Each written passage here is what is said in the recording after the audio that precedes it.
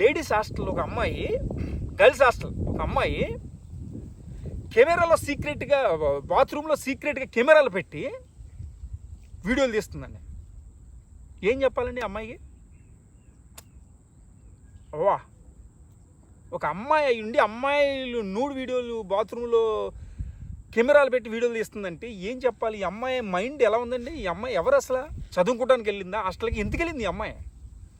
అంటే మీరు ఒక్కసారి ఆలోచించండి, ఎందుకు వీళ్ళు ఇలా తయారవుతున్నారు? ఇప్పుడు ఒక 20 సంవత్సరాలు బ్యాక్ వెళ్తే, 20 సంవత్సరాల బ్యాక్ ఎలా జరిగేదండి? ఒక 40 సంవత్సరాలకు వెళ్తే అసలు ఇలా క్రైమ్ అనేది ఉందండి? ఎందుకు ఇప్పుడు ఇలా జరిగింది మీకు తెలుసా?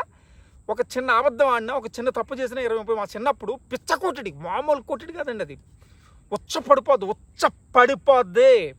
అలా కొట్టివాడు మా నాన్న. తప్పు చేస్తే నాన్నగాని అమ్మగాని, అబ్బే ఇప్పుడు కొట్టకూడదు, కొడితే కేసు, లేకపోతే ఇంకొడితే కేసు.